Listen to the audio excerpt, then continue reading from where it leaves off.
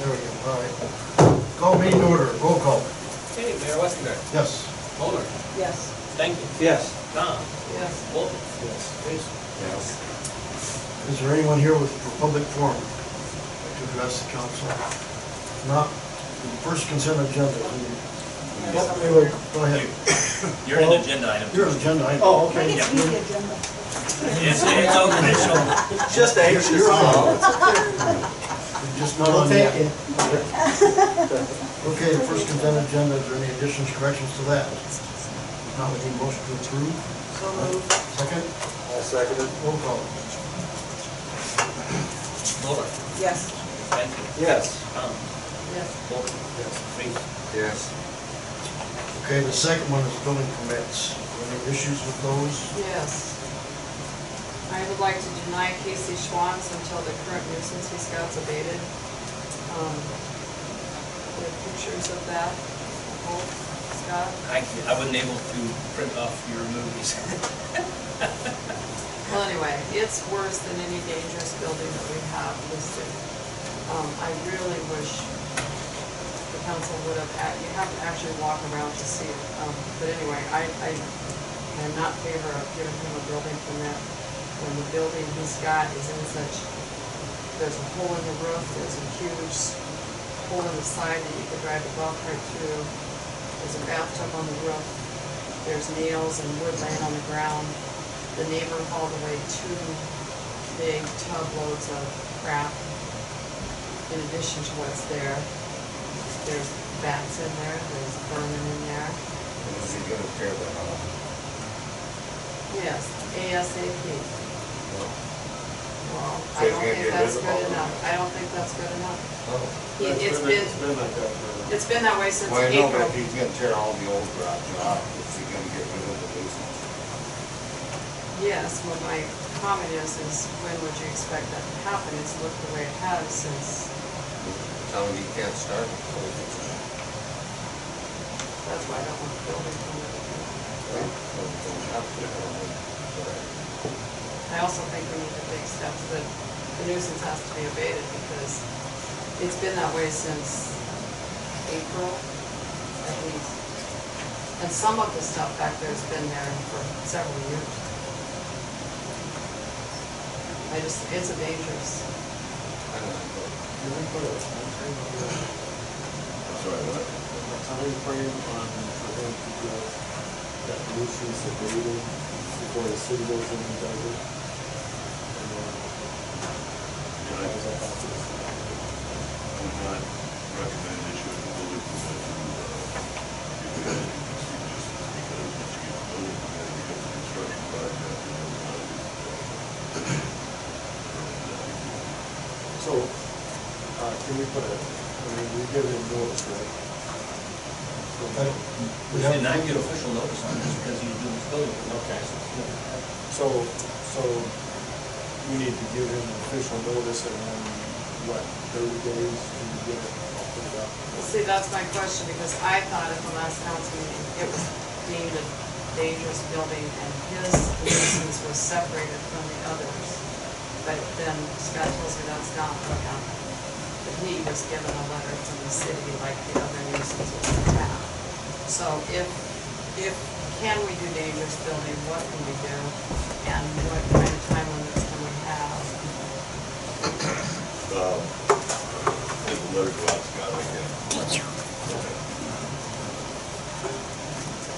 But there was certainly was some talk about having you submit a dangerous building violation. This one, well, depends when you. The one that's stairway that goes nowhere. Yeah. I would try and look at that up.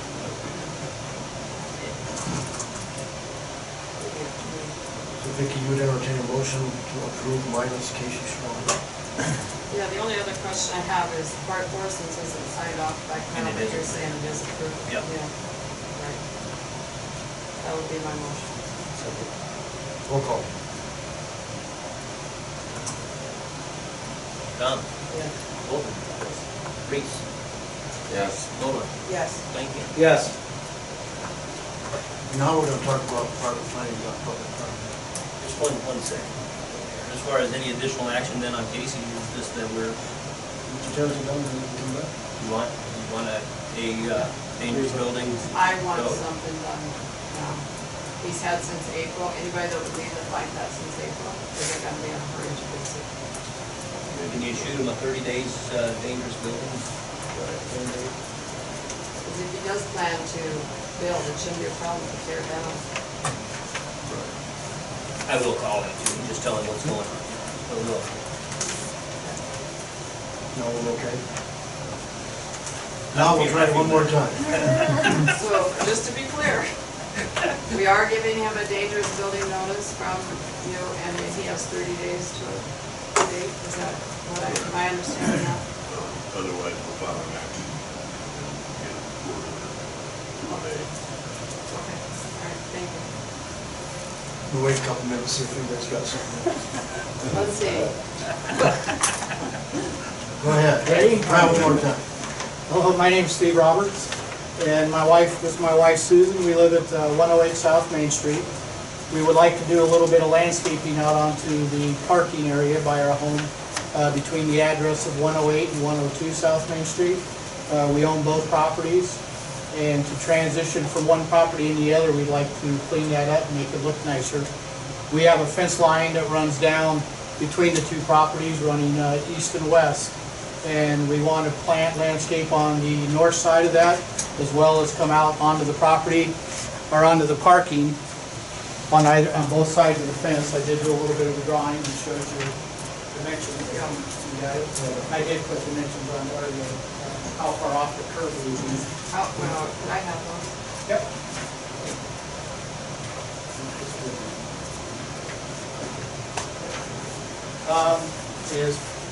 Currently it's a cement walkway. On the 102 it's all grass.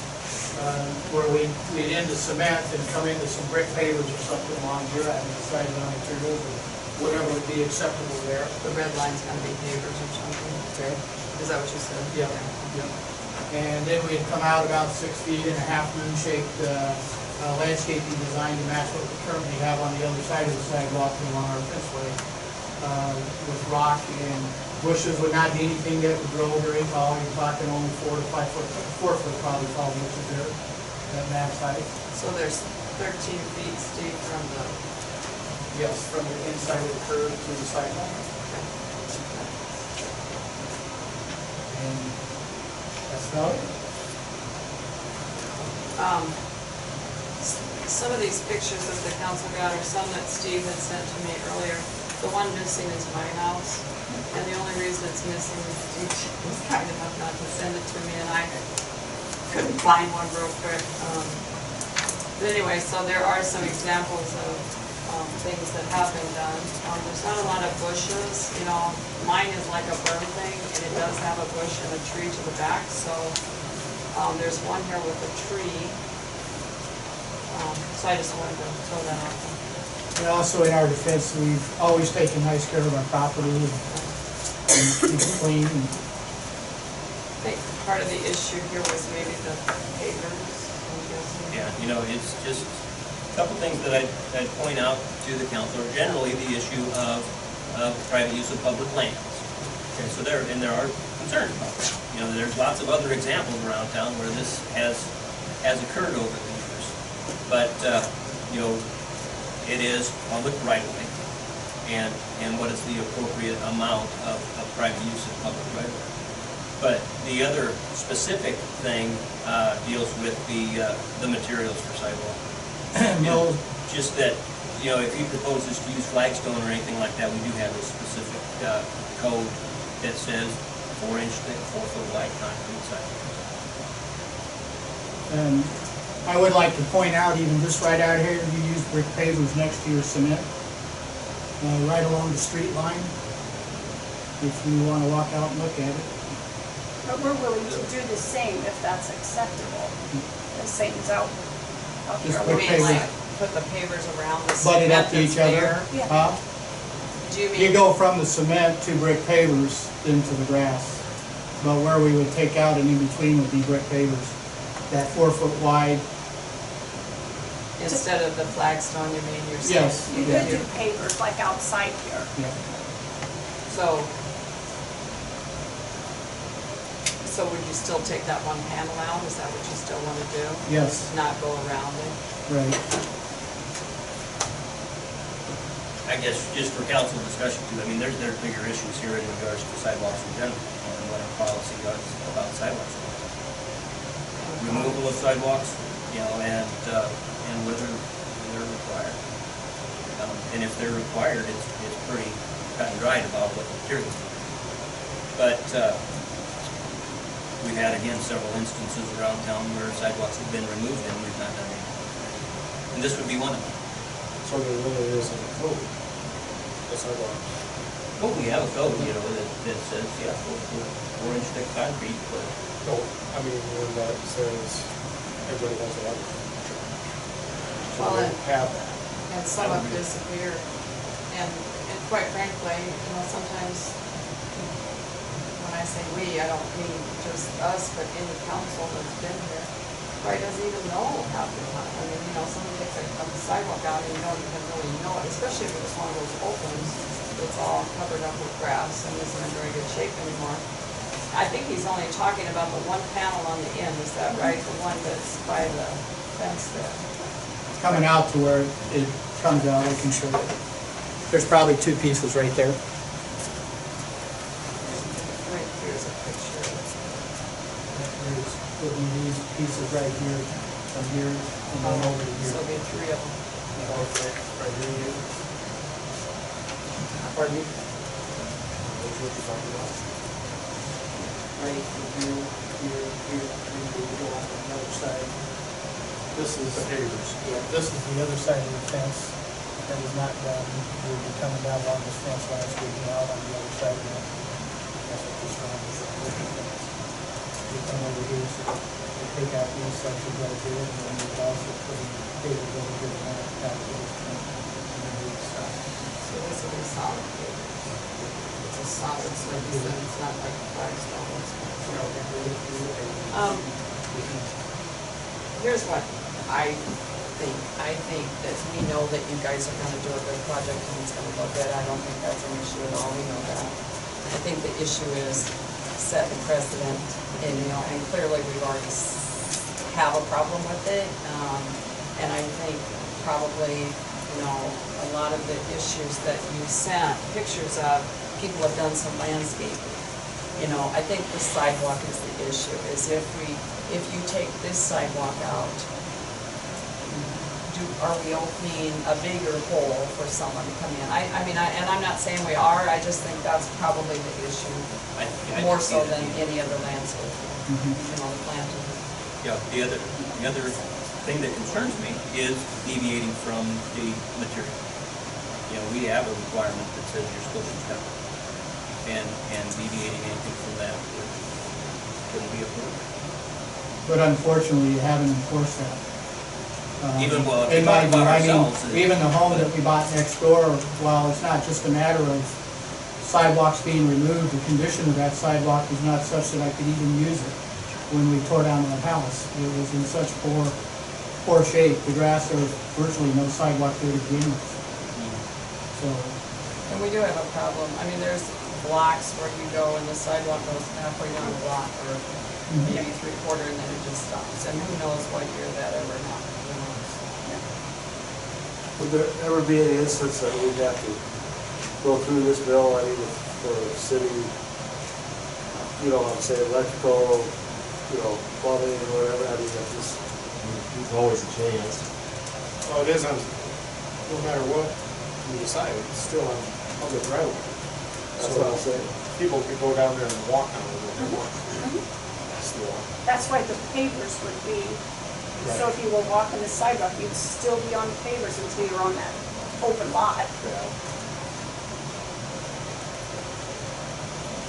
Snow removal is a problem too in the wintertime. On pavers. Well, we try to push back snow between the curb and the sidewalk. that doesn't interfere with it, though.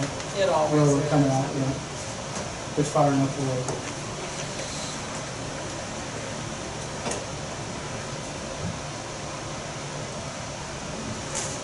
Anybody have anything else?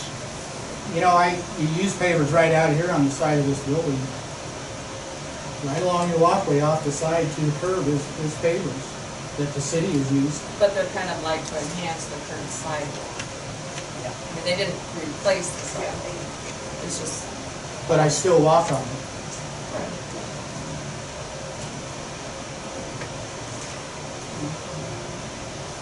I think there should be more sidewalk in this town than there ever was. See on First Street, there's none that goes up to my driveway, and that's it, they're on either side of the street, I there's. mean, otherwise you're walking along the street or you're walking through somebody's yard or something and I know, but for us to go back and tell everybody, now I you know. gotta put a sidewalk in, that you bought your house, there wasn't a sidewalk there, I mean, that's, no, you can't do it now, I understand that. I mean, I agree, it'd be nice if it was that way, and it's too bad that it's whenever, We studied this years ago, we found out half the town doesn't have sidewalks. We felt we couldn't force everybody. No. It would be a financial burden for many to do that. So I need a legal opinion. What happens if somebody walks through there, trips, falls, whatever No. might be the case? Who's responsible? So the city is responsible for maintaining the public walkway. So it kind of depends on how the slip and fall occurred, but generally speaking, if it's from big snow and ice, then the city could be possibly liable, depending again on what happened. If somebody wants to walk through this on July 2nd, something would happen, twist an ankle, break a leg. but that's no different than an uneven sidewalk, Yeah, right? it's failure to maintain that usually causes the problem for liability.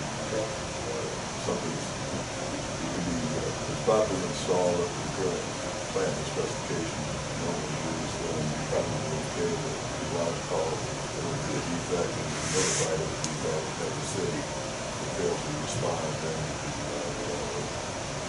It's just like here, when you go off the end of that, you're on grass, I mean, I just think. Well, their grass is pretty even I compared to just- like my grass. I think that the whole situation is so far down the road that it's just, I don't know, because we don't have sidewalks. I mean, and they quit in the middle of the street, the block. I mean, There's probably some other areas in town that we have more liabilities for, than that's what we. So we need some sort of motion to allow this amount. Yeah, I mean, especially if you want to allow, because otherwise, we've had this discussion, I was not in favor of this from the get-go, and some additional information standpoint, and it was worthy of at least getting it to the city council, but,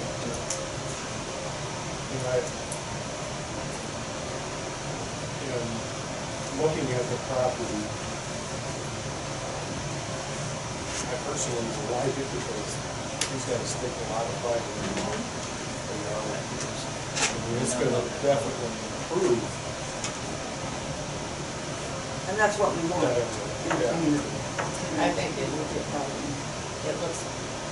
looks better now, and it'll look better when they're done than a lot of the uneven sidewalks that we currently have that have been bumped up because of tree roots or whatever, and we don't make the property owner fix it.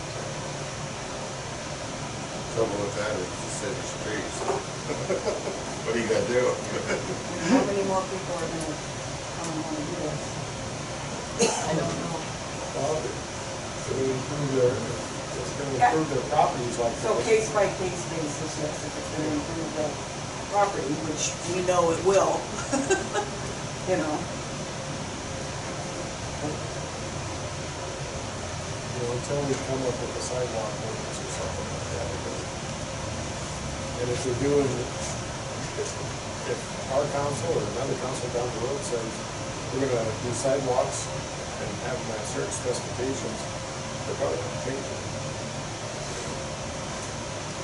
I'll make a motion that we go ahead and allow this alteration. I'll second it. Roll call. hey, Tom, thank you. Yes. Moller, Yes. Reese, Yes. Bolton. Thank you. Thank you. It'll look good. We all know that. Have a good night. Okay, resolution 1929, the development agreement between Nathan and County Moore. We have some information we want to share. Yeah. So, first of all, Nate's here, and maybe you can just give us a little update about where we are on the project then. Yeah, so I've still been getting, I've got bids on the project, and, well, we had bids when we started the grant application, and those still stood, but I went ahead and got 3 or 4 different bids on the plumbing, electrical, and construction. Pretty much have all that pinned down. I'm making some alterations to the HVAC and stuff like that.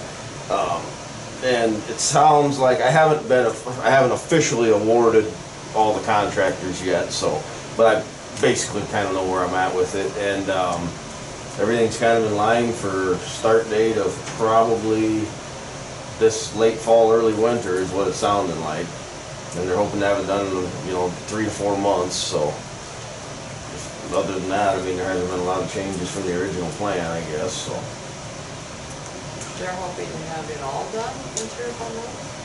so the sound, that's I mean, that's kind of the hope. Did you change the apartment, Steve, after talking with Jim and? Yeah, I basically had to. They redid the floor plan on it a little bit, and then some of the things that I'm changing now or I don't know for sure if we're changing, but I might not do natural gas upstairs. I might go with some kind of an electric forced air furnace to alleviate, the tenants having to have a second account with Black Hills Energy, and all that stuff. So I'm entertaining that idea. The floor plan that they gave me is better. They want me to put an awning out front. Not really Suggested. Sternly suggested. So we're kind of working on that, and then I've got different cornice for the top, and then different trim around the windows and stuff that they suggested with different materials, and so we're working on that.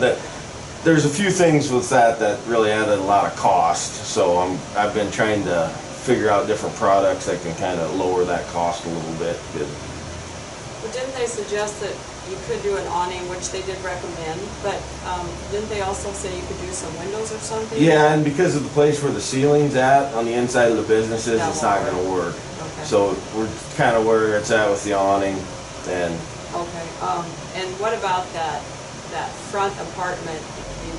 Are you thinking of going more to like a block-like thing, 1 room, or? yeah, yep, yep, and kind of an open floor plan, and the drawing, I don't know if you guys remember the original drawing, but it's going to have 4 even windows now, all in a row as it was originally, and then there'll be a big cornice, crown molding type thing up top. Those are really hard to find companies that do that, and they're very expensive. So other than that, then I've been talking to 2 different awning companies, and like they said, as far as the color schemes and stuff for the outside go, we're just going to pick out the color of awning that you think you want, and then try to match the building accordingly. And I would guess, as far as the progress goes, they want to do the windows and some of the facade yet this fall before it gets too cold, and then they want to start on the inside right away, as winter takes on. So I guess that's kind of the plan anyways. And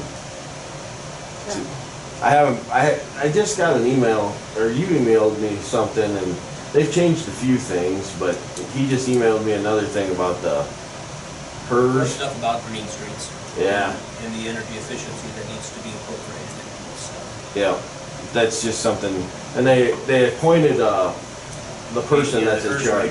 Did you got that then? Yeah, okay.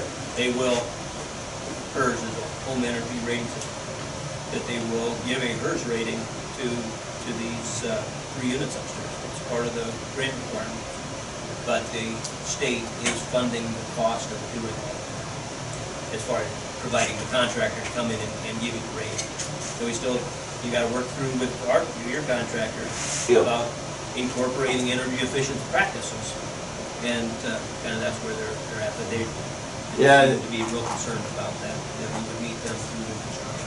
Yeah, they come in before pre-construction, it sounds like, and they'll just assess the building and the space on how energy efficient it is. so it has a number.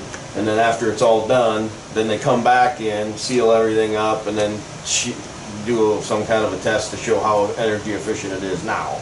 And then you can't really fail or anything, it's just kind of for their own information, you know, like, it was this, and now after the project's done, it's this, and, So with the changes you're making, what is it driven up that bottom line of your committed cost? Are you a lot, where are you at? I'm actually coming in a lot lower than what the original plan was. After I've been getting different bids and stuff on contractors. My overall cost on the project is gonna be right around the 250 range. Or actually the total number comes in at 230 right now. But that doesn't include the awning. A few of the other things. Oh, that awning's gonna look good. Oh, I'm sure.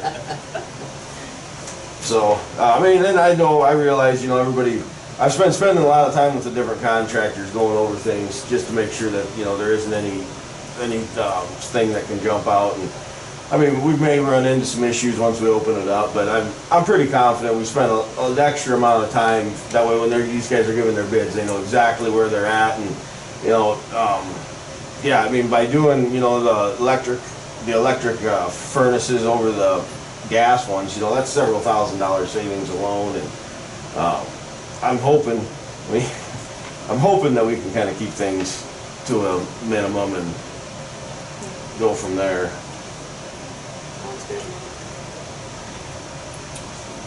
So the action for tonight deals with this development agreement. So the state, through the grant program, does require that we would have a development agreement with Nate.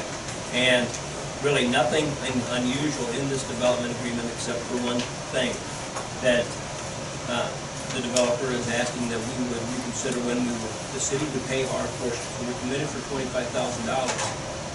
And the proposal then would be this. So it's the same way that the grant works. That as soon as the developer has expended that first $60,000 towards the project, they turn around and request reimbursement from the state. So that's this, For a the initial. portion. For this 60%. So they'll get their $60,000 back as soon as they really get into the project and we're able to file $60,000 worth of reimbursement expenses. Well, it's up 60%, right? They're equal to our 60%? Is that the way I understand that? Of project. Yeah, the first 60,000. 60,000.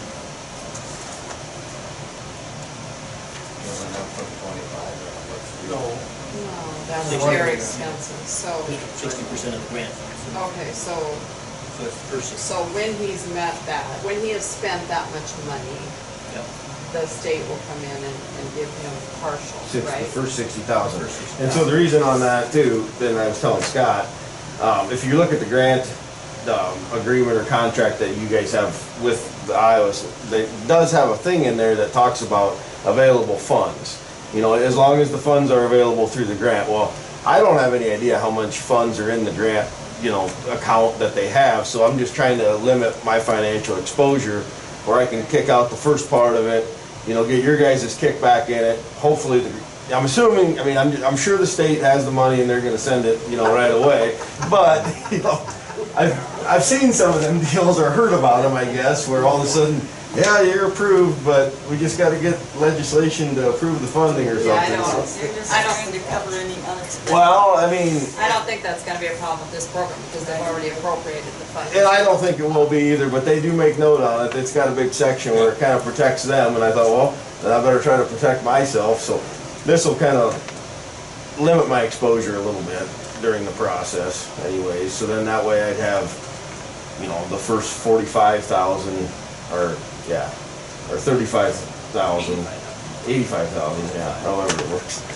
But then we can continue on with it and go from there, because if I don't, I mean, if for some reason, let's say the grant money was there, it's appropriated, but I can't, you know, the legislation dips into it to pay for something else, you know, for me to bankroll this entire project on my own for, you know, a year or something like that, that's, I mean, that'd be a pretty big burden. I don't think that'll happen, but, you know, I'm just, I don't even, at least this way, if something does happen, you know, I can be covered on that end.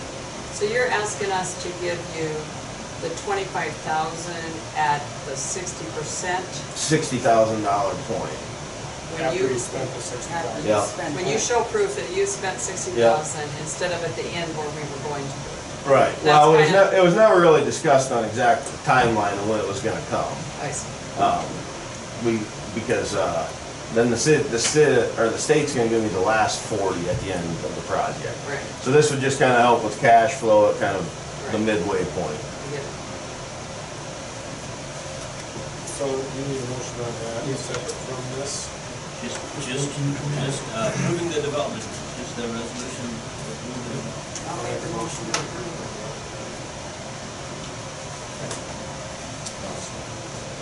Roll call. Okay, Bolton. Holden. Yes. Benke. Yes. Tom. Yes. Reese. Okay, we're gonna do 1913. Bob, you wanna say anything? I'm sure it's all positive. It is all positive. I think we got everything all done, other than my wife's gotta sign that developer.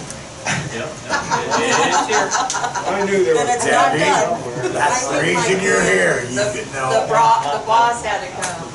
Yeah, the boss had to come on it. It's been a long road, It has. been too long on it. I signed a contract to start putting the sewer in. If you notice, it's called communication between the engineer and me. I've got to sign RWT on the main plan on there. I tell them what I want, they do what they want, they don't call, nothing on there. I got a major problem with it on there. Deb, you will sign. Where do I go? Who's got it? Back Scott's got it. to, we talked to Sharon. I'd like to get started yet this year. We sold our house and the boss wants another. So that's where that's at. Any questions? So the plan is still to do the, Buy attached, yep. but on the, you're gonna do the first ones are going to. The first 4 are gonna be there on there. I have some other people that are interested. I gotta take care of my wife. Don't make me do it.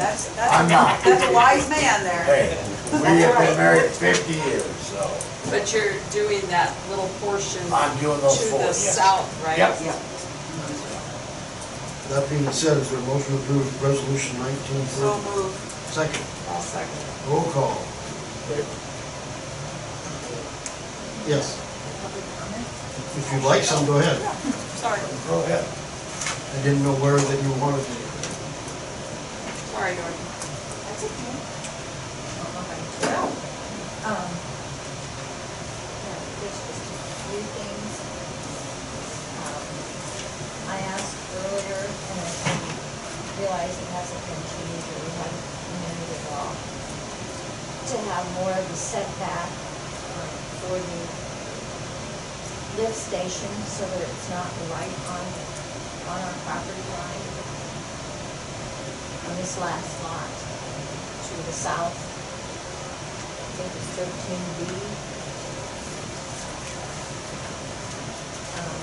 And there are setbacks for other things, and I think it's going to need repairs, it's going to need work on it.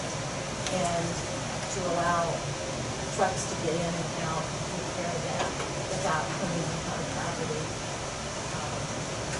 What, is this not in the public right of way? It is in writing. It's in a ditch, and it's not, it's in a ditch. Which is public right of way? Okay, so it's just going to be, and how much room does that take up, you know? That would be a bill and Scott or something. How much does a lift station? Yeah, just know that it's a 6-foot, 6-foot wet well, so it's a 6-foot manhole there. And then there'll be a control panel next to it. So if you could go down Lake anywhere, the city then. Pretty much the same thing. If you ever work on them, all they do is open up the top and cable down and work on them, they don't dig anything up. Okay. I just wanted to raise that issue. Another thing is, of course, we've always been concerned about the runoff from the development. And I know that Mr. Trell has said that he would follow the way that the water used to run before. We want something south. And I think it's beneficial to have the elevation reduced, so there isn't such a great difference between the top of the properties to the front of the property, for the runoff. But it's a lower elevation. In fact, It's lower than it helpful. was before, right? I mean, they What? lowered the whole, Yes, the whole thing was lowered. right, that's what I'm saying. I Okay. think that would be helpful to runoff. Right.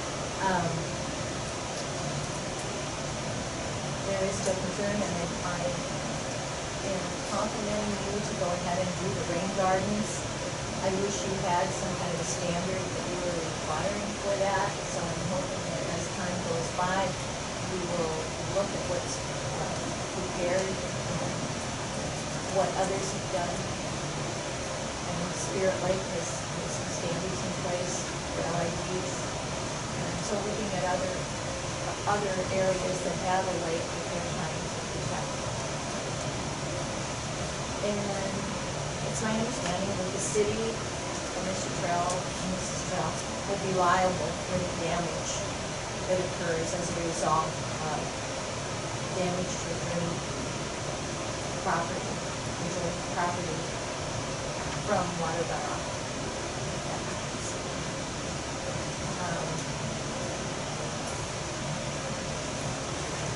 So, and the issues with one thing that and I noticed this, I haven't had time to read all this, because I think that's going to stop me maybe. So the lift station, Mr. Terrell is going to put the lift station in, build the lift station, then it will be turned over to the city for maintaining, and the developer is going to be reimbursed a sum of up to $40,000 based on any landowners outside the subject property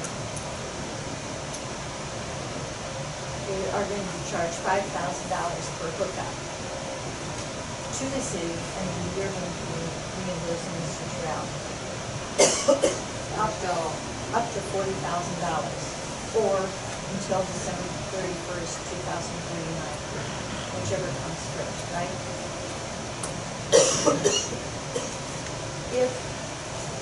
If other properties are annexed to the city after this development is done, would they be required to hook up to Mr. Terrell's lift station? Would they be required to get that $5,000 that you in turn will give to Mr. Terrell? Just knowing that you'd be required to meet the city code in regards to accessibility to sanitary sewer. So if you do have access to a gravity flow sewer, and I believe it's within 200 feet of whatever our current code is, yeah, it would be a requirement to meet the current code. But it would be to hook up to Mr. Terrell's facility. Just need to have access to a gravity feed sewer to get there. And that's the only one that's available to any of our properties, right? That's true, yep. Okay, that's quite a deal. But anyway, that's. Well, it's pretty expensive. It's pretty expensive to install. Yeah. What? You can put a lift station. Well, I'm just asking them. Okay. And they're saying you can have hook up to yours. If that's in the city code, Because it's the only because one. that's the one that's available. Uh-huh. Okay. Just want to clarify that, and,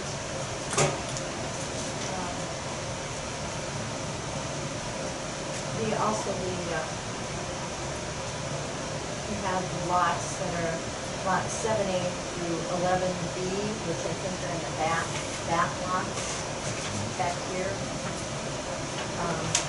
They are to drain their sump pumps toward the east, which would be down toward the field, the east of those things. So the runoff, stormwater runoff is going to, it's not only the stormwater runoff, but it's the groundwater. When the groundwater rises, which we all know it does around here a lot, then we're going to also be accepting that runoff. Just want to raise that issue with you. Are you getting that water now? Oh, in our what? I mean, if it rains now, are you getting that same water? It goes to the east, doesn't it now? So he's not changing that? He didn't ask my brother where there's some, if they had some pump in there. I mean, if it's raining now, it's gonna go east, up at the top of the hill anyway, right? So he's not changing it. No, that's water on the top of the soil, so I don't know. But Well, the way I anyways, understand it, he's had engineers looking at that. Am I correct? That's true. There has been a drainage analysis. And I think, our guess is as good as theirs, probably only time will tell about the ratings and rainfall and so on. Anytime you have development, you're going to have those kind of questions, and, that's why you hire engineers. We would be the first ones to tell you the engineers aren't always right. But, that's the state law kind of dictates how you, and certainly in this day and age, the state of Iowa watches water runoff and water table issues stronger than at any point in the past, I believe. So I think that you have to trust that the engineers that he's hired have filed their papers and all of that's been complied with. I guess that's my understanding. Yeah, and actually, it even goes a step further, at least on the big rain garden project out front, there are standards for that they need to meet DNR standards in order to be eligible for funding. So that's a multi-stage process for plan review, and we're in the second stage of that. Thank you very much. Thank you. Thank you, Dorothy. Okay, we have a motion and a second on resolution 1930. Rob? Sure. The lift station is not in the ditch. The lift station. It's on public. It's public property. There is, because there is a tile that goes through there for dropping the water. It'll be up or on my property, and it will be in the ditch. I mean, and that lift station. Okay, on there, I mean, all I want to do is just tell her that we cannot block that ditch with a lift station. It will be up on that property. Part of it might be in the ditch on there, but there'll be a tile going through there. But that lift station won't be even in your property.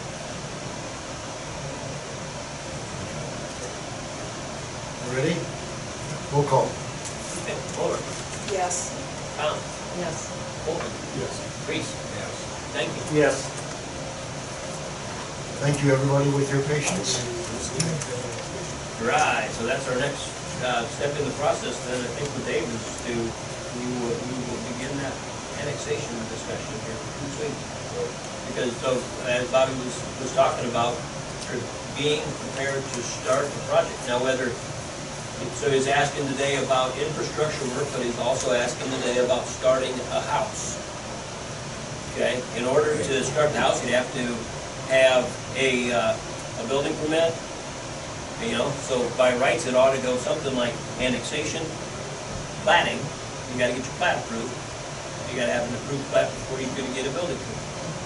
So we'll just need to keep plugging along on that pretty quick if he has, to get a contractor in here to begin some house construction. So how does the plating work? How does that process work? It's largely, practically it's done, you know, as far as laying out of the lots.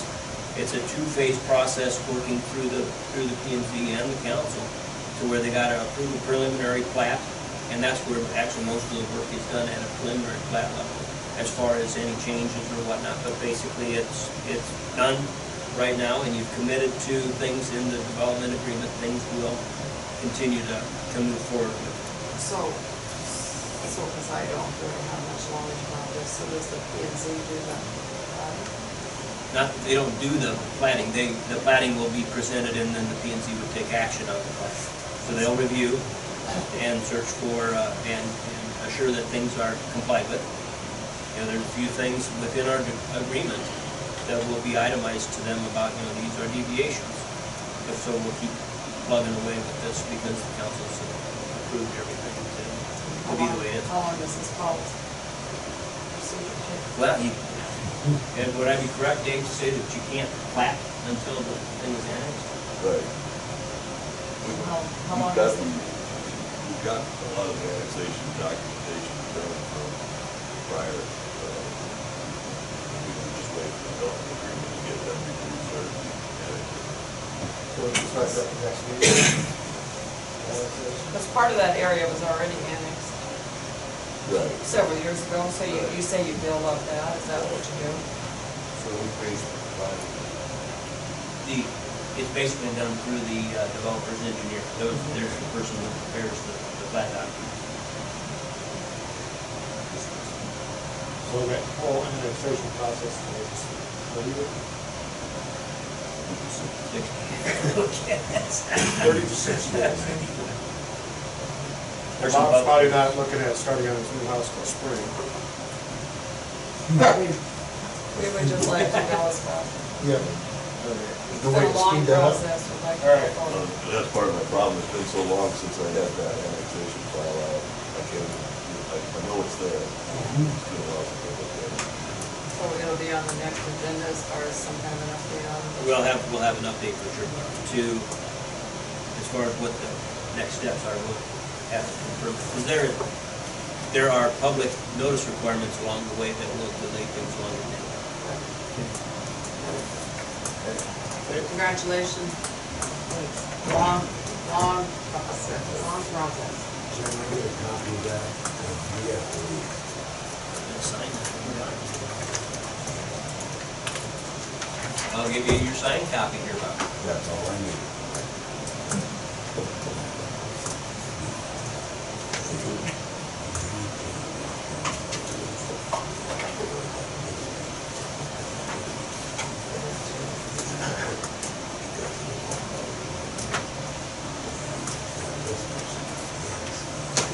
There you go.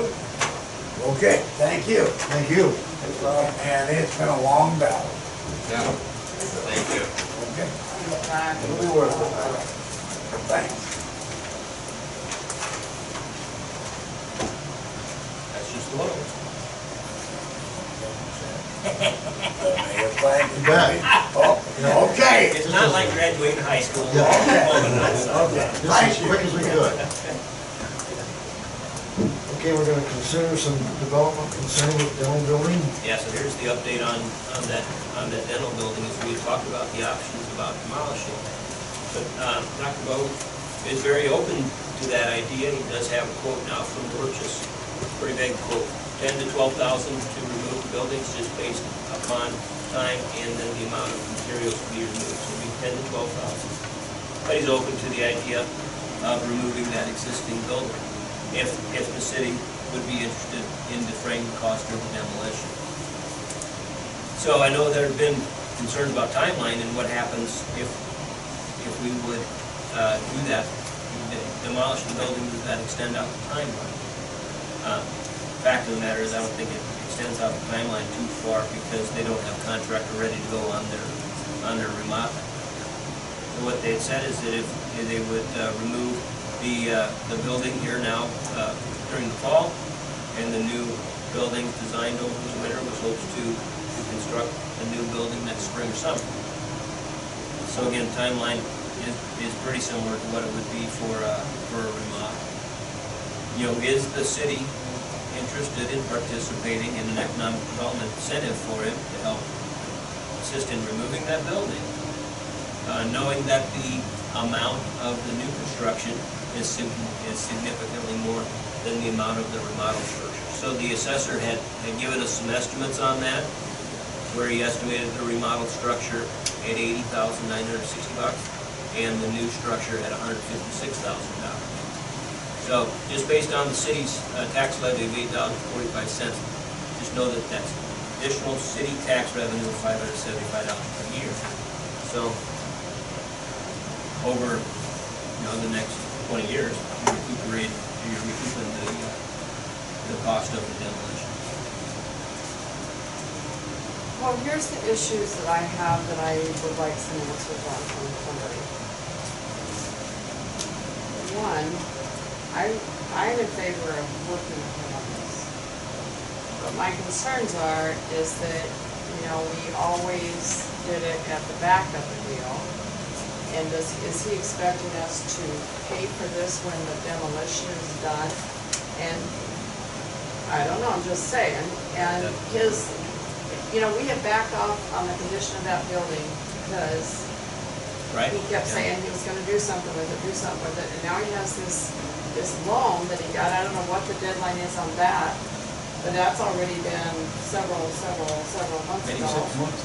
And so my concern is that can we have an actual timetable here? I mean, can we have a deadline? I guess I would look at that as an opportunity to say, if you want to participate financially, you do enter into a development agreement again about, and that would have a timeline about when you would anticipate things to happen. And it's, demolition, and you're going to do the design and when the new construction would occur, and then also stipulating when payment would be. That payment would be at the end of the project.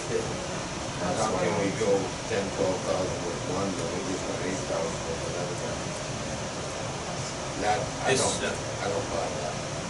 But just the estimate of I don't think that. what the demolition. Yeah, that's just an estimate. It doesn't mean you have to. So that means it could be higher.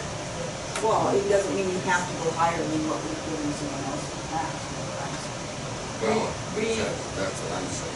I don't know that is he asking us to pay for all the demolition, or is he just asking us for something else? Sounds like a year that is. Well, it's, as we've had this discussion with them, it was if, would the city participate if I demolished the building? Okay. It's never been an actual amount, but I'm sure the idea is pay for the demolition. I'm not against doing that, but I want an agreement, I want a timeline, and I want information. Because I am so tired of this stuff getting drug on. If we go $8,000 at the end of the construction. Right. I don't think we can go over $8,000. Well, and I'm not saying no to that, I'm just saying you are gonna have a new building sitting on Main Street rather than a remodeled older building. I mean, I think every project, I know Terry wants to give everybody the same amount of money, but it seems to me it makes a difference on the project. Because Nate's project is a $300,000 plus project. Bo's was what, $60-some thousand project, and that actually isn't quite right because they didn't have their own labor figured in there. Heath Carroll's project, I forget, was it 100, 120? They're all different amounts, so I don't know that we have to be the same. I just think we have to be consistent in the percentage of based on what it is they need help with. I mean, $8,000 was because that was the cost of the building. I don't know if we can keep raising our rates to give people money. I don't think it's a good idea. I think either we keep this thing equal, the amount of money we want to give them, and if they can't come up with the rest, then I feel like they should help them do it. Well, and I just feel like every project is a different amount of money, so I figure our participation is a different amount. I had people ask me Saturday, when do you think Lakeview Council's gonna quit spending money? So, I don't know. Everything this council's done in the last 5 years, and I wasn't on that whole time, but everything this council's done has generated money in this community. And if people can't see that, I don't. It's The a number, hard question to answer. the number of people that drive to town to come to the splash pad and that come to do things, those people spend money in town. It comes in lost revenue, it comes in business spent, money. You don't have to convince me. I know, I'm just You saying. better convince the people. Well, but it's difficult. It's difficult to explain, and some people don't want to Yeah. try to. I mean, I get what they're saying, but I'm just saying that it's not as easy as that. And Dave, I think, went through a town a while back where he saw that where you don't spend any money, what you end up with. So, I do think you have to spend it wisely, but I don't mind helping Dr. Vogt, but I want.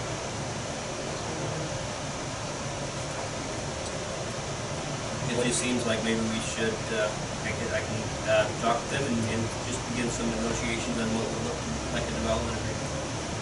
You know, come up with this agreement stipulating a timeline. I think we need to see more facts.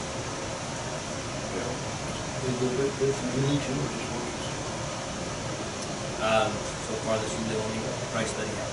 Yeah, you could ask, Healy too, and that happened. You never know. Well, the thing where the payback on that is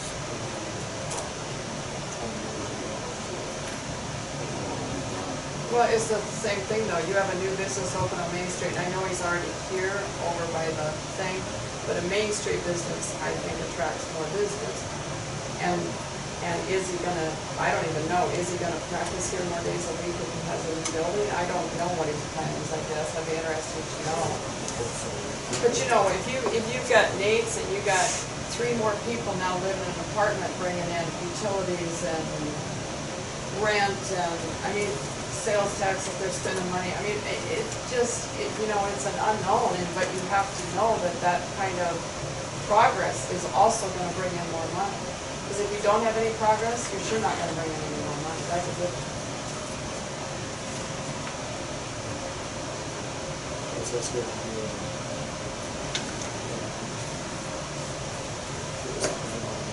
Yeah, I think we need to talk to Mr. Vogt and get some sort of a timeline for us to know what to do. I think that the general rule is the council would like to help him. We're not sure of the amount yet, but we want to know. More than a guess. Right. Everybody okay with that? I'll start working with them on some of the specifics about an agreement, what that might look like, but mainly focusing on scope of the project and timing. Sounds like a plan. Okay, 1931 is our bad news on 408 Main. Yeah, just know that, and we discussed this before, that Heath Carroll would like out of the project. Now, I guess the good news is that we never really did officially transfer that property to him, so we still own the property. That is a good. Gonna talk about that a little bit, Dave, as far as what's involved with getting out of that agreement. Well, as Scott had said, we never transferred title to this point, take some action, and, so, just for belts and suspenders, I'm going to send out a notice of termination of the development agreement. But we have titles. Sort of simple. And as far as, I would suggest the council proceed in the same manner as we did with Mr. Carroll, and request proposals like we've done, and then we keep the deed on our table until we can actually see the project. I agree, and my sympathy to Heath, because he's got some money tied up in this already, but he won't be coming, so, it's today. Is that a motion to approve resolution? Yes, I'll second. Roll call? Okay, Tom, Yes. Bolton, Reese, Yes. Fuller, Yes. thank you. Yes. So on the process about looking for new proposals, I mean, you want to lay out a timeline about when we would accept proposals, or you want me to come up with something we'll present at the next council meeting about laying out a timeline for that? Do you want to use the same process that we've done before, or would you like to look at changing that up in any way? Sooner the better. Well, would there not be a good reason to try to go for another catalyst if we have the proposal? I think that will be a, Got nothing to lose. it'll be one of the, potentially a requirement of the proposals, you know. It would be a real good candidate for a catalyst grant. It would So, be excellent. yeah. There you go, Nate, don't you want another one? We'll see how this. What you said at the same time I had before, it worked in. And how did you, I don't remember, how did we advertise? How did we get the word out about that? I mean, I know the word on the street went pretty fast, but. Yeah, you know, we just did some newspaper advertising, sent out email advertising through Facebook. You know, it was all over. And I guess we just look at doing that. Do you guys want to see a timeline on this, or should I just get things rolling so we can have proposals within a month or so? Get I'd started. like to see the proposals. Using the same parameters that we had last time when we accepted the proposal, everybody okay with that? Right. I don't know, I mean, is there anything that you think could have been changed? Not necessarily, you know, because it was pretty wide open, you know, we asked people to explain. We just knew that how they were going to use the building and the timeline was more important than what they wanted to pay for. Right. You know, I'm and, happy. and it was, we asked for those, I think those three things, but. Yeah, I think that was good. Good thing about now, is all this stuff is too bad, it comes to them. Especially in Norton, and that's possible. You know, and one person told me that that's kind of what scared them off, was they thought it was going to be like, that, so we might get some good argument. Okay, we think we have a final quote on the shelter house canopy project. Well, it is for sure, as far as the total, the quote. So we got a quote from Chad Peterson Construction, $30,750 is the quote. And completion date on that is then in May. So, I know we got that more in here, I don't know what page it's on, we have that SCT briefing. Go to page 22. Yeah. So, we're probably not able to ask for another, they extended that, right? They extended the timeline on it, To what? May 31st. Is he gonna have it done by May 31st? That's the completion date for the project, at the same time. Right now. Yep. Are there any other grants we can check for? No, you know, it's pretty difficult when the project's It's a underway. rough. Yeah. Okay, well, I think that improvements to the shelter house, I'm here to tell you, working that waffle breakfast, that was so much nicer, and the public loved it, and we even had a little rain to send them in a little bit so they could experience it. It was easier to serve. So the shelter house is, what we've done to it, I think is huge, so I'm in favor of doing it. So yeah, you see the total project cost has gone up significantly, and that's largely due to the change in design of the canopy. You know, we had originally, for the grant purposes, we actually had a freestanding canopy. This now proposes to incorporate it right into the roof line. A very substantial project, but the end product is going to be significantly better too. So that won't be closed in, but that'll just be a canopy. Yeah. It was built the north, south, and east of North Lane. Everybody I talk to thinks it's really good. I see some improvements. We use them more. Have a motion to approve that quote. Second? Roll call. Thank you. Yes. Tom? Yes. Wolf? Reese? Yes. Muller? Yes. Just one other thing to note for sure is that, yeah, there is a new TV also on the north wall. And we really wanted to be able to use that TV for our Great Places kickoff here on Wednesday. So we'll have a program playing on that all the time. We get this new community video that'll be ready to go. But just note that that's there on the north wall. Another costume project. That starts at 6 to 8, 6 o'clock on Wednesday. Okay, we have a proposal for a financial audit. Yeah. Just one. Just one. Feldman and Company is the one who sent in their proposal. Although we're not obligated to do this, we had wanted to do a full financial audit. So this is a cost for a full financial audit, $9,425. And certainly we've used Feldman many times in the past, and they'll do a nice job for us. A motion to, don't we do that? So, Roll call. Okay, Moore? yes. Reese? Yes. Wolfman? Tom? Yes. Thank you. Yes. With that, just one comment on our compliance plan, the compliance exam from last year. It's been completed. It was completed, I would tell you, maybe in October, but we still don't have it. And that was from Humphrey here out there. And we've reminded them many times, there's nothing wrong with it, it's just not done. And I wondered about that a little bit, and then John comes back from the last landfill meeting with the landfill audit done by that same firm. But the one that he received was for the prior year. 2017. So they're a little backlogged up there.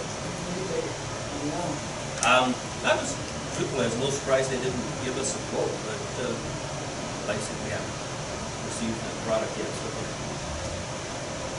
they're a little behind. Okay, resolution 1932. Royce, you have anything to say before we put some names in here? I'm Royce, Chief of Police. I would propose to hire Neil Cooley and Brad Webb to fill our 2 vacancies for full-time police officers. The mayor and I interviewed them, and I'm quite content with them. We want to hire at the wage of $23.05, is it? 2305, so just a couple things on a financial package then for that we would propose hiring them. 2305 is the wage, that is the high, that's the 100% wage for the union scale. Then on any benefits though, it's just union benefits on that. So it's both of these fellas are very experienced law enforcement professionals, and they're all certified. But I guess we do propose they would still start off with us with basically no leave. That's the one thing. You got to work a year before you have your first week of vacation. Okay, so they just receive all of the other benefits that are stipulated in our personnel policy. The other issue would be dealing with residency. That we have a residency requirement to live within 10 air miles of the city limits. Mr. Cooley especially has a house in Fort Dodge that he would need to sell. And then the request there would be, they are probationary for 6 months, and I'd like to tie that relocation within that same 6 month period. So they got to relocate within the 6 months. I think that's a good idea. Also in 1932 is the hire Brian Minster as part-time. We have a motion on 1932. So moved. Second? Roll call. Lower. Yes. Reese. Yes. Wolf. Tom. Yes. Thank you. Yes. Congratulations, Royce. Oh, thank you. I actually got some help. Yes. Well, that John got pressed into police work Friday service. So kind of shorts. Is he qualified? I wanted to help with nuisance. You did wonderful. Okay, we're gonna do some police upfitting. So, yes, for our new Durango, to put all the emergency equipment in it, I've got a bid from Carl's Emergency Vehicles, which is where we've had our last several done.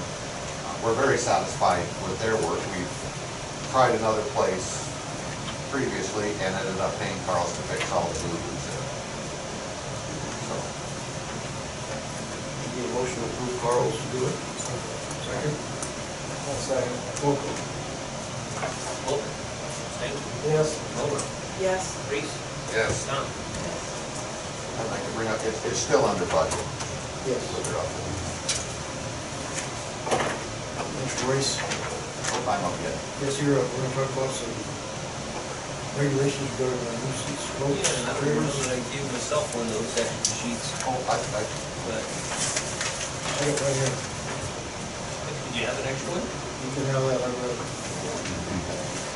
Just on, the mayor had asked me about this, especially a couple times, about the question at the top. Again, the city of Lakeview requires that all campers, boats, and trailers stored on private property be properly registered. As in, do they always need to have updated registration in order to be stored on private property? Well, as we look through the code that we have, we got a couple things that pertain to that right now. And first thing that I wanted to remind everybody of, and this comes up every now and again, is our zoning regulation on that trailers, motorhomes, boats, boat lifts, okay? You can store your own camper and boat on your own property perpetually, basically, okay? You can have somebody else's there for 72 hours. But you store your own there, they're unlimited, but they cannot be occupied. So this is our zoning regulation about camper. You can't occupy your camper unless you have this certificate of occupancy. Now, the other issue though about requiring that campers and boats be properly registered, that's located within our property maintenance code. So I listed items 16, 17, 18 there. And 16, I just wanted to include because we have things within this property maintenance code about a responsible party, that it's not just the owner. You know, it's any person having possession or care or control of that real estate or that personal property. Okay, so if somebody has a trailer, it's stored on their property, they're going to buy, yeah, but I'm not the owner. Well, you're the person in possession of this, and we can enforce this to make sure that trailer is properly registered, properly identified. So how does that work then if you said, if they just have let's say they have a trailer on their residence that is properly registered and licensed, but it's not theirs, it's a relative? Yeah. I used a bad example because I shouldn't use trailers, especially campers, because that is well defined within our zoning code that says you can store your own camper and that's all. But we have some cases where that's not being done, and I think we're aware of it, and we're not supposed to. That'll be the one issue up there, you know, as far as, again, about a tenant. I think as a tenant, they're allowed to rental property right here, am I misreading? But that one out on the lake at one time that we were gonna look at, if that's not fair, then What's that? the one out on the lake a while back that we asked you to look at. Yeah, I actually talked to the owner, said, they just haven't said they're not staying in it, so. It's theirs, What's that? isn't theirs. No, it's not, so that's a violation right there.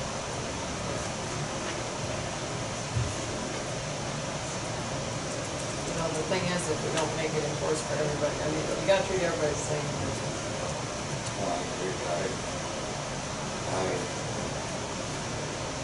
And as far as the golf carts too, you know, if we don't start enforcing this stuff, then there's no sense in having these ordinances. We're doing the best we can, we've been sending home, we haven't issued citations. And we just to keep track of who we've sent home. Right. You know, because I think one Brad, thing, for example, might send somebody home, you never know it, and then you come on the next week, they're still Right. doing it. So there needs to be some type of record. I'm just saying all the other things like that, but I need to. taken care of. Because I think one free warning is enough. Yeah, I do too. I think give them a warning the first time it happens, done within 10 days or so, or a week or 10 days, then they need to be notified. I agree. We've cleared that camper situation up north, clear to you now? What's that? That camper up north? They claim it's a tenant home, but I've got to do some other, a little more sneaky work on that. I want to point this out to you there in item 18, and this is the one I think where the mayor was really getting to, about an inoperable vehicle. Again, vehicle could potentially be trailer, you know, don't think of it in terms of camper, but trailer and boat trailers and that type of stuff. We see that around town.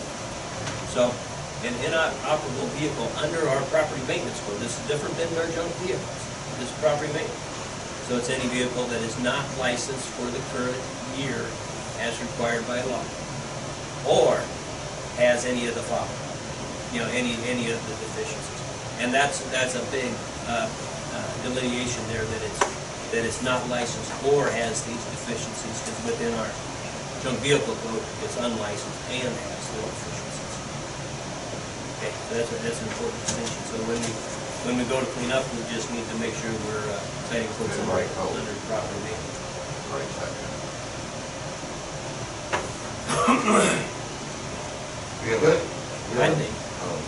We have a dog leash in town, must be leashed.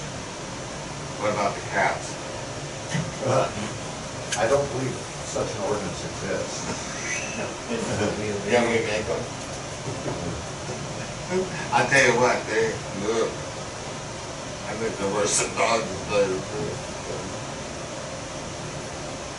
I don't know. I'm a cat lover, Terry. Well, that's okay. I mean, I don't mind cats, but I just don't like them on my place. You know, if you have a garden, you're good. Yeah, there you go. There's a lot of stray cats. Fertilizer. I don't know what we can do about stray cats. Nothing we're gonna bring up in an open meeting. But we have to do something about stray cats. Sometimes. We just had 6 of them walk across our lawn over the weekend. Really? A mother and babies. I wonder how is that? Didn't catch it. Well, it's good to catch it. But something has to be done because they're just gonna keep populating. We did have somebody feeding on it, we got that I stuff. think, hopefully we have that stopped. This deal is all over. Where they're housing out there.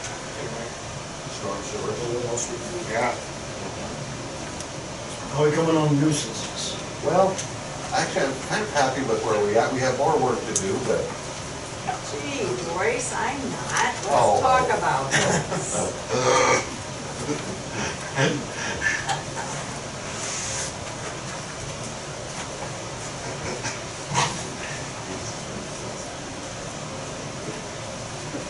what? 26. Oh, Yeah, there was a little update on page 26 with You chief's know what's in update. here, I just can't remember what the. 26. It's too big a package.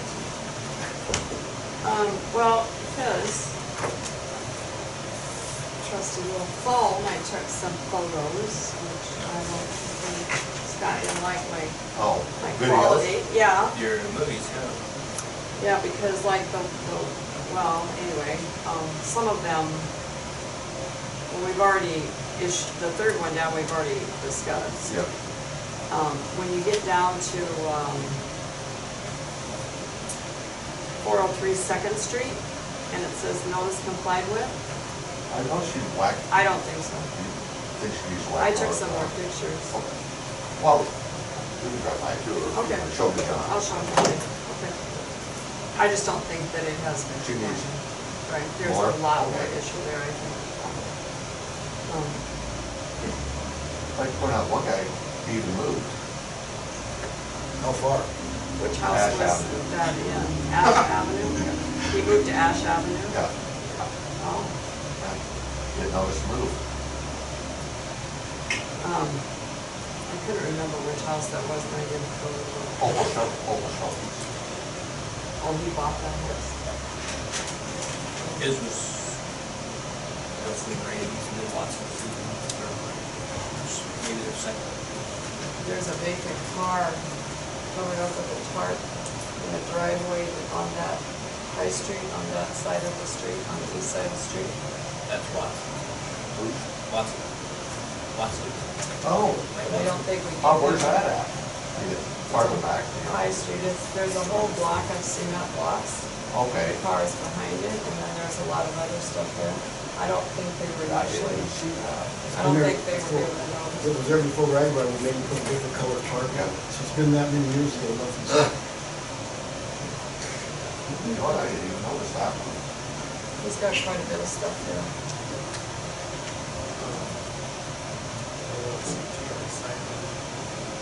No, that wasn't on the list. And It can be. that's another one. He was working on that, that's why I We've been working on that since I've been on the council. Yeah. We've been working on it before you got on the 6 council. years. We've been working on it before you got on the council. You haven't been very fast. When I looked at some of that, in the code, it talks about when you have a nuisance property, that they should be given specific.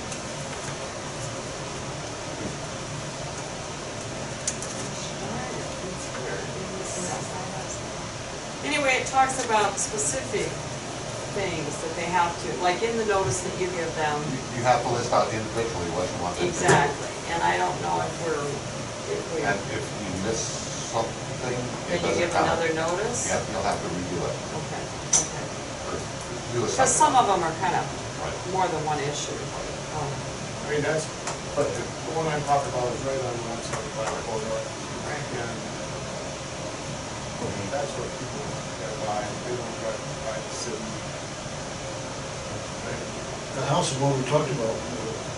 Right. 657 tornado doesn't qualify. The one on the highway. It doesn't qualify? I don't, they said it didn't qualify. Looking at it over You there. guys threw these addresses. Right out on the highway. It's on the This east, way. The yellow one? Yeah. Oh, no, it's right- no, to the east. You know where Sparky's is? And if you kept going east, it's TNS has a siding business. Then there's a house that they own, is that right? Yep. They own Oh. this house. You see what, yeah, I know that house now. Yep. Yeah. So, But what's the question? What they look out? About whether it's a 657. Today. So what can we do to speed him up to do anything or can we do Well, anything? we have to specifically tell them We gotta do? what is lacking, it's conduct to be a nuisance. it was, the rest of the stuff. I think a specific, Tile and I think a specific list, Right. don't you? We'll get that filled out. It works. Sure, yep, we'll do that tomorrow.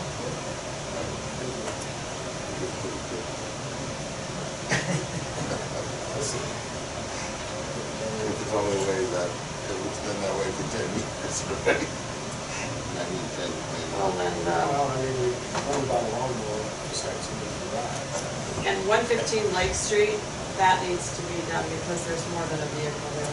115 South Lake Street, it says Lake Street, but it's south. Terry Smith. Oh, sure. There's lots of issues with that property. You think? Yeah. And it's not just a vehicle, and I think the notice they were given was for the For vehicle. the vehicle, yep. That camper's not moved, I don't think either, and then inside the fence has to be not good. We're gonna drone that. Yeah, we got a plan. Right, okay, all right. I just wanna know that that's being addressed. Yeah. The only other one I noticed was, 106 High Street, Dave Gary.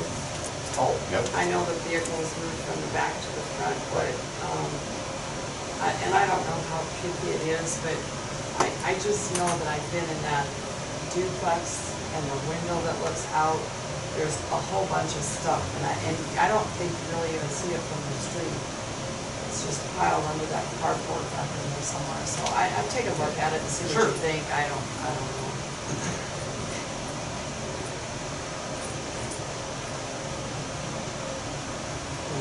403 Second has not been completed.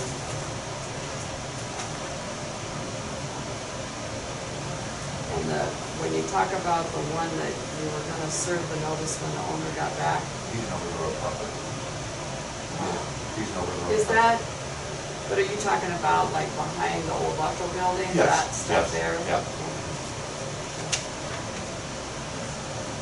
And we got pictures today of the trailer house, so the car was gone, there's the toilet smashed up there in the front. Sent Royce and Scott a picture. Right north of the clinic. That little, I think it's a hospital home or like a trailer or something between the new electrical and.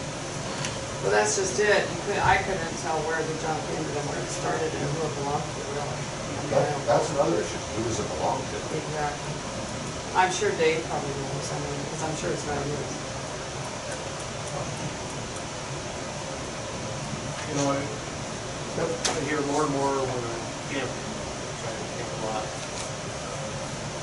People from out of town saying how nice our town looks. I guess that motivates me to keep it that way. As far as keeping it cleaned up. Because like I said, I was telling Vicki this, we were down in the city, southern Iowa, on vacation. And I tell you what, if you drive on any block, nobody seems to put any effort in fixing up their houses or keeping up their lawns.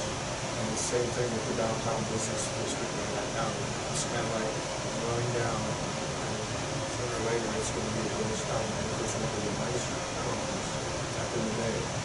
And it's just falling apart. And that kind of, Sad to see. yeah, and that kind of like when people talk about spending the money in that, and I know we are to some degree, but once that landslide starts, it's really hard to stop. And we're lucky here because we have a lake and people come, so we have a little bit of revenue coming in that a lot of towns don't have. But that's why that business district is so important, and that's why those I have apartments no are problem important. with it. I own probably half of that business district. I keep it up. I know, but I mean, you have to have it, you know, it's like once you lose your grocery store, it's gone, you can't really get it back, even if you try to go up there, it doesn't usually work. I mean, I'm just saying that, I don't think you need to beautify everything in town. Is that what they want? Why isn't just being in good shape good enough? it is. Well, you know, we don't need to make it so fancy that people don't want to come here with It's regular too clothes on. fancy, they don't wanna come here? Well, I mean, if that, you know, we don't want to make it that fancy that, you know, they don't want to come here with their, because they have to have a suit on. Whatever, you know, I have no problem, I keep mine up, I'm not too worried about it.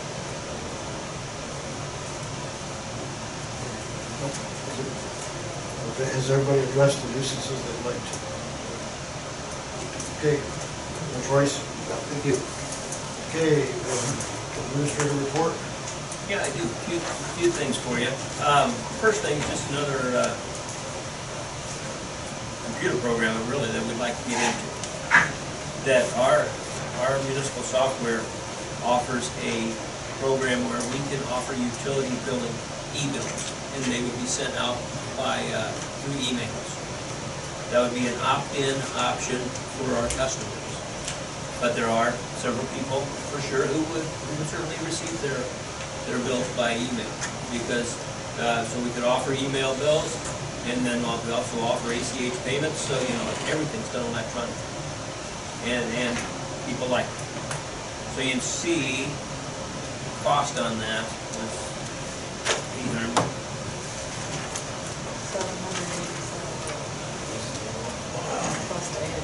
Yeah, so there's always an annual fee to these things. You have $787 to buy it, plus $160 bought annually. Anyway, we would recommend that we would go ahead and proceed with this. I think it should be another option for our customers, and at some point, they will save money just by sending out that much less. That's the post office out there. So would you have an upcharge with it? Something about that way, or? guess I would. That's fine. We have a motion to apply that program on this. So you have. For the younger a yes or generation? no. You still have a yes or no if you want to be supervisor. You actually have to opt in. Okay. So if you do nothing, you'd still get sent a bill. The young people all play, you know, the phones in. So should I like that?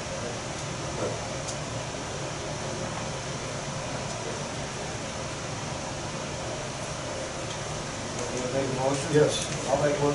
second. I'll second it, I don't care, I ain't gonna use it. Roll call. Thank you. Yes. Where you Yes. spend money again. Well, but, Tom, Yes. Laura, Yes.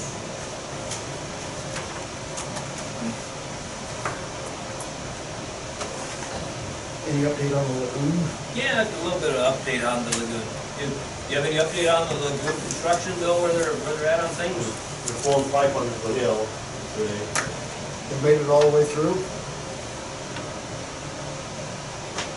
I think I was down there about 2:30, and they were still pulling pipe. Pulling back through John. Oh, okay. When we were down the other day, they were only 450 feet. So that's, So they're bored, I think. Yeah, Yeah.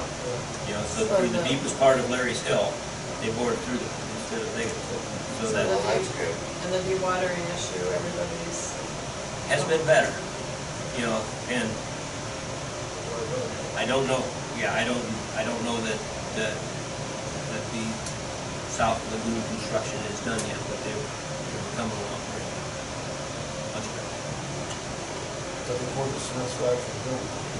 Yep, they poured the footings for the building, so they're just now starting to get to work on the buildings and everything that goes along with that. So if, you know, they had the lagoons pretty well roughed in out there, and then they kind of dug those up again, because they're putting in the interior piping into the lagoons.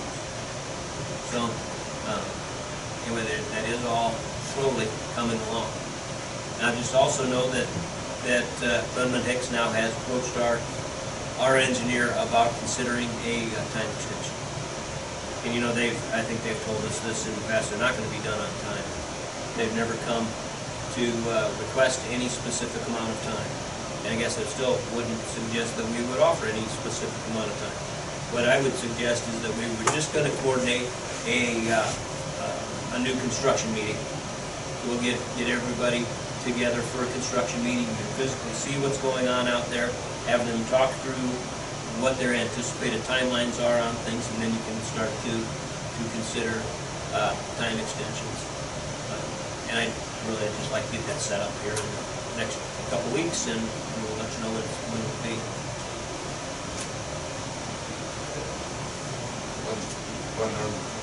Just a question, there's a meeting tomorrow about shapes on that.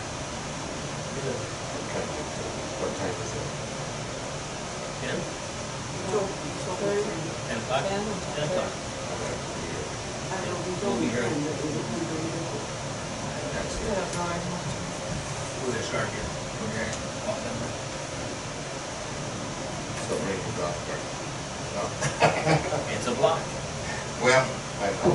I have down 10:30. Yeah, 10:30. Okay, then I'll make it. I'll be here at 10:30. I'll have to check my calendar. Yeah, if that's not right, then send out I think something. you might have said 10:30-ish or something. Do we meet down there? No, they're coming here to City Hall, and then we'll walk down. Do you know about how long that should take? I bet it's gonna be pretty short. Boy, if it takes 20 minutes. I hope it's longer than the sign. There'll be some options to talk through, but, and we'll get some pricing out. A source water protection plan. We've been identified as a priority community for the DNR to work with on getting a source water protection plan. Okay? Now, we have done, of course, lots of work on our watershed and water improvement projects, thinking about surface water and how that affects the lake. The process is kind of similar, but change that to be groundwater and how that affects drinking. Okay? So they would like us to get into this project where we're identifying our area of influence for drinking water. We organize this source team. So it does require quite a little bit of legwork on the part of the city. You know, we organize some volunteers to be on this and include some ag people on this thing too. So we organize this team, identify our capture zone, and then we continue to work through the process about inventorying things that are out there as potential contaminants, and then you're developing an action plan for things that you can do to protect your source water.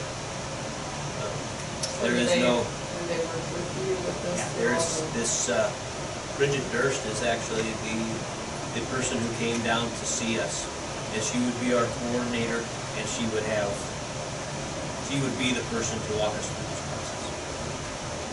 There is no cost to work through the planning, other than some effort on our behalf. But, boy, Bill and I sat with her for an hour or more. She's very, very passionate about groundwater. And anyway, something pertaining to groundwater, something pertaining to the lake, we ought to probably participate. 2 volunteers. We do need to have a letter of commitment that we would participate. Need a motion for that? Motion would be good. I'll make a motion that we do it. Second. Roll call. Thomas? Yes. Mulder? Yes. Reese? Yes. Wolf? Thank you. Yes. I'll be looking for willing volunteers. Right there. There we go. I see a hand go up. All right. Very good. That it? Nope, I got just a couple other things for you. Jimmy Stock is beginning his work on his new building there. Or at least coming up with plans on that. Okay, and as they're going through all of his sale of the Stock popcorn property and everything, they had realized that, in fact, they don't own some property that they thought they did, right adjacent to the water plant. We'd always thought that our property line was right adjacent to the water plant. Well, it ends up it's the middle of that old railroad right away. It's about 25 feet further to the west. So now Jimmy is asking us whether we'd be interested in basically selling him that additional 25 feet. Okay, so I just want you all to take a look at that, give that a little bit of thought, but also then think about Jimmy is getting ready to sell his house up there, and he has that vacant lot to the north then too, about how maybe we could get involved and have some interest in that vacant lot as far as we continue to look for ways that we could pursue housing initiatives. If we own that lot, or if the foundation owned that lot on the city's behalf, there are some programs that we could get into to help with housing issues. Well, we have not moved forward on this housing foundation.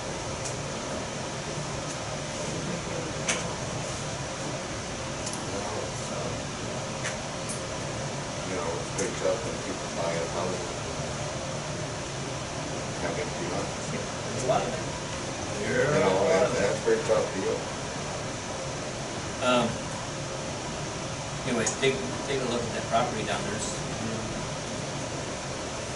Think about the concept of selling what would be the east 25 feet of that area where Jimmy's going to build his house.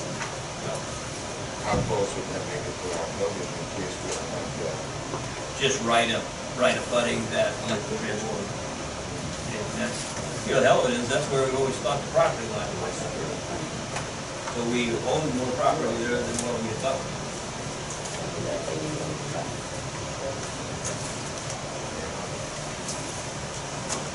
I do have, I got formal complaints and concerns expressed about this today. Jess Carpenter was down from the Redemption Center and lodged the, official complaint about the sidewalk down. So that sidewalk was redone when we did the street project, and it was engineered that way with this significant slope on it. And we just let know that she has, again, been down to express her great concern about it.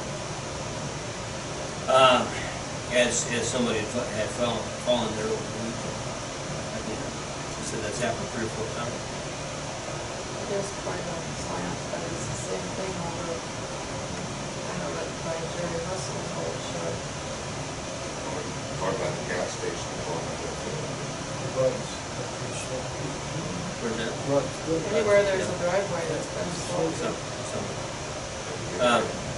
So we had this discussion with our engineer as this was pointed out during construction about what appears to be a pretty severe slope. And what they did is we did not replace the west half of that sidewalk there that abuts the building. And because you're abutting an existing sidewalk, basically you didn't need to meet the requirements for handicap accessibility. Could you explain that to me again? You were meeting an existing sidewalk. Where was that? The one they tore out? It was right at the Are you building. talking about where they, let's talk about in front of Huss's shed.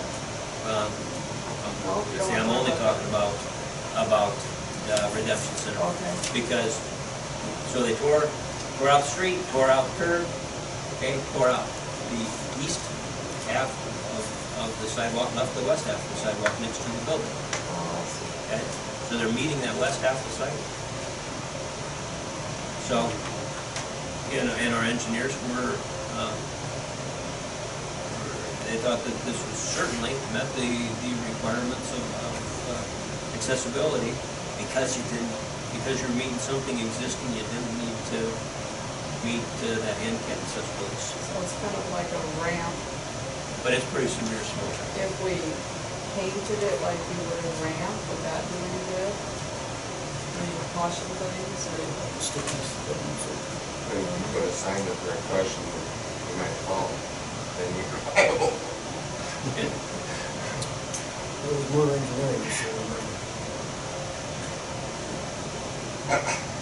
I don't know that I have any good ideas about that, I think.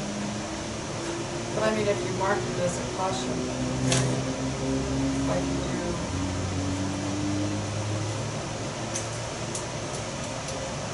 It's, she had many concerns about this, even like receiving deliveries there, that, try to chore to be able to get a delivery cart up that way.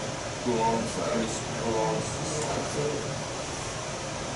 Public sidewalk. Now, public sidewalk, but of course, public sidewalks are privately maintained. So that's like, But they weren't construction. It was a piece of step, wasn't it? We tore down the flat out. Right. Step. And I talked to her about a step too. Then I was that step, so I didn't- How else would you do it? wasn't there, I didn't think there was a slope there before, it was about, 16, 18 inch. It had big curve there. Right. In some parts of it had it. Anyway, it's another one of these things that I encourage you to take a look at and refresh yourself about. And whether we have any options there, and any building will take a look at that too and come to any options. But truth be told, if we were to fix this thing, it's a massive undertaking. We're gonna tear the entire sidewalk out, and it's a big deal. It's no different than, I suppose it kind of is, but it's just like what we were with, where it was Redwood. Yep. You're gonna fix one, like, and if she doesn't want to step on, how are you gonna fix it? You have to change the street level.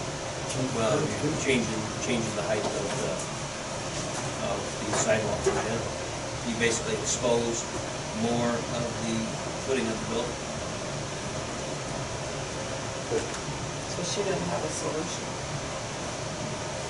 No, other than I told her we're not just run headlong into doing this, we need to have a proper answer figured out, and something that's that meets code, you know, if we're gonna tear into this, we have to do something that meets code. Because this thing, you know, is not satisfactory to the business right now, but it meets, technically, it's code. What if you put a step, say a 4 or 5 foot step, like even with the door, and kept the slant on the rest? Just make that part, I don't know, I mean, like a step there so people don't have to use the slip. I don't know. Again, it wasn't satisfactory to the business. And then you try to put it on. Guess everybody gonna take a look, see if they I just had it in the council memo about updating our ordinance about conflict of interest, and that deals with having business dealings with city officials. That right now, you can have business dealings with city officials up to $1,500, and there's been a state code change to change that to $6,000. So just propose that we would buy this update ordinance from Iowa Codification, cost $200, but then we're consistent with state code on that. And we'll propose that I would get that happening. What do we have to do to do that? Change the ordinance. Our ordinance specifically says $1,500. Do we have to pay to have someone do that? So what does it do? I mean, what is that actually? Conflict of interest? Yeah, they call it conflict of interest, but it has to do with business people. Oh, You know, your business. you know, the biggest one that we would have had here recently was like when Jerry House replaced the mini golf cart. Okay? So, and that was a $20,000 project. He couldn't do that project for us while he was a city council member until we bid the project. So we couldn't just have an arrangement. So if you bring rules to the city council, $6,000 or something. I think you're pretty safe. but you still do rules. But I can still roll. Is that the end of the administrative report? Other than the Woodbine field trip is next Wednesday, August 14th. We look to go there and meet from 10 to 12 and then have lunch. Who is available to go to Woodbine next? I want to go. So when are we, I want to ride the bus. I'm gonna find my calendar. So, August 14th. We're gonna be there by 10? Yeah, be there by 10. So we're gonna carpool from here at what time?